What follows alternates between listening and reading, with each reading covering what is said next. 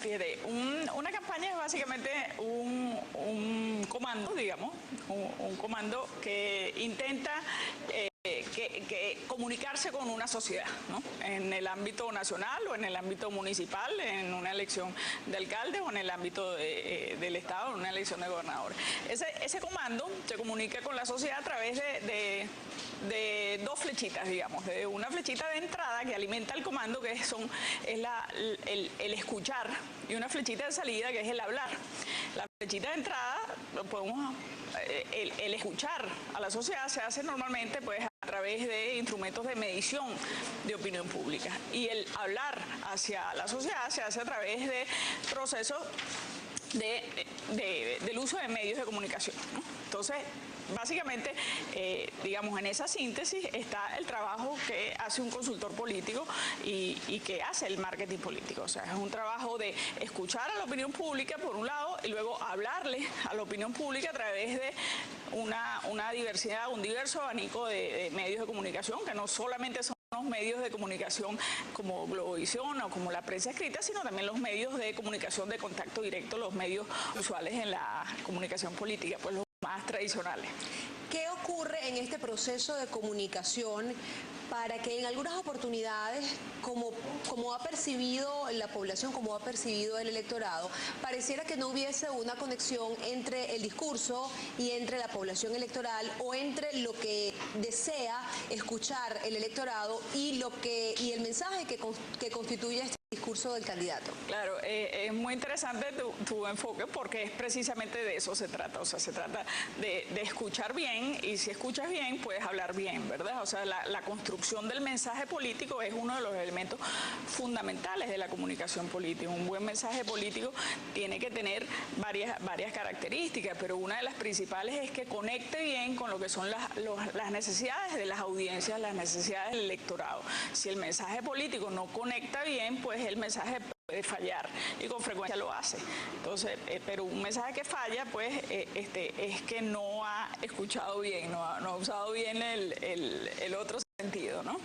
En esta campaña electoral, ¿pudiera considerarse como un fenómeno político la introducción de las redes sociales en la campaña, como herramienta de campaña?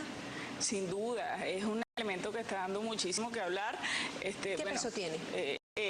Bueno, fíjate, tiene un peso, la ciberpolítica, digamos, se usa de dos distintas maneras.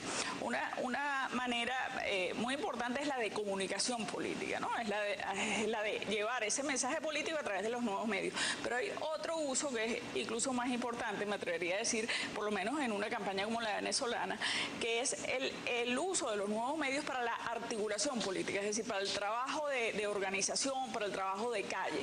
¿Por qué te digo esto? Porque la ciberpolítica en Venezuela, o la comunicación política a través de los nuevos medios, todavía no es capaz de ser considerado un instrumento masivo.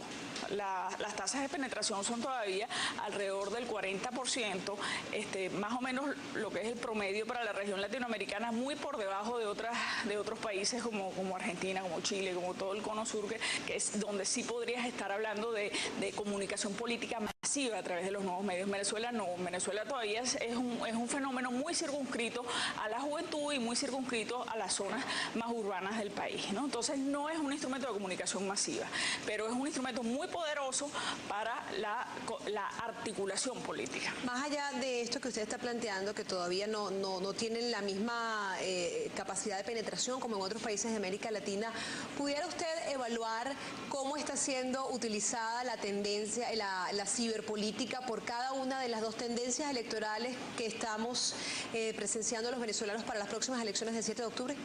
Sí, fíjate, es muy interesante porque quien está dependiendo mucho más de la ciberpolítica en su dimensión de comunicación política es el presidente, que uno hubiera pensado hace un par de años por lo menos que la acción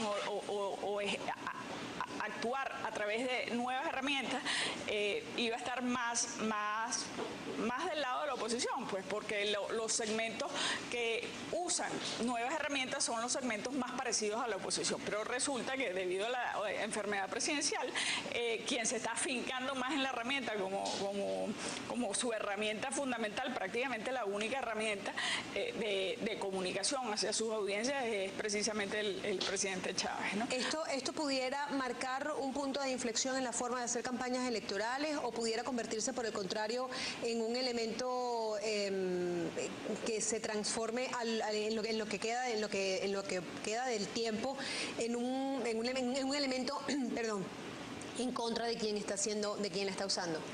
Sí, bueno, creo que es un fenómeno meramente coyuntural, ¿no? Si el presidente no estuviera bueno y sano, no estaría afincándose tanto en el Twitter como única forma, no de hacer política en campaña, sino más hasta de gobernar, pues, ¿no? Las decisiones más relevantes de gobierno se comunican a través del Twitter, ¿no?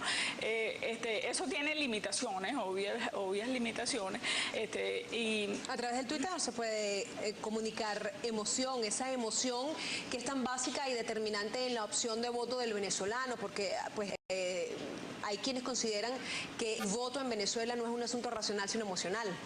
Bueno, el voto en todas partes, no solo en Venezuela, el elemento emocional de la decisión político-electoral es lo que te permite crear conexiones fuertes con el electorado, o sea, hasta en sociedades que tú dirías, entre comillas, mucho más racionales, las sociedades europeas o las sociedades norteamericanas, si la emoción no está presente, pues la conexión entre el candidato y sus audiencias se pierde, ¿no? Y la emoción es uno de los elementos fundamentales del mensaje político, de la capacidad del mensaje político y la conexión entre mensajero y mensaje, pues también. Luego de haber delineado este aspecto del panorama político, ¿cómo define usted en este momento el contexto democrático venezolano?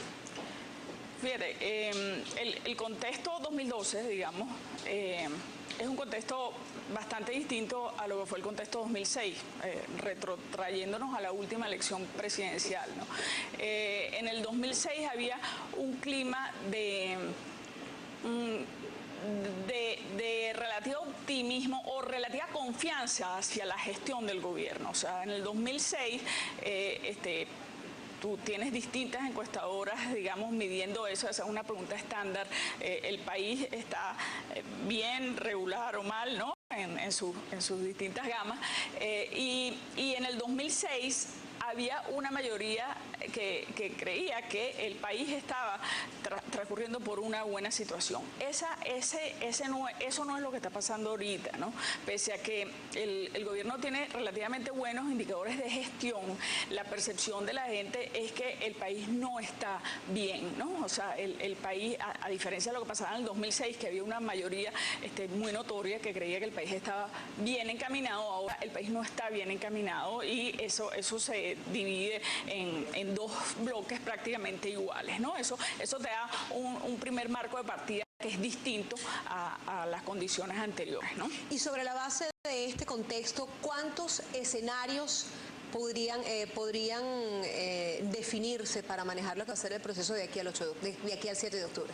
Claro, faltan escasos 5 meses, lo que serían prácticamente los 5 meses más intensos de campaña. Sin embargo, esta es una campaña muy sui generis, muy singular, que viene estando signada por la enfermedad presidencial. La enfermedad presidencial arroja mucho, que ha sido deliberadamente opaca en la transmisión de información, porque justamente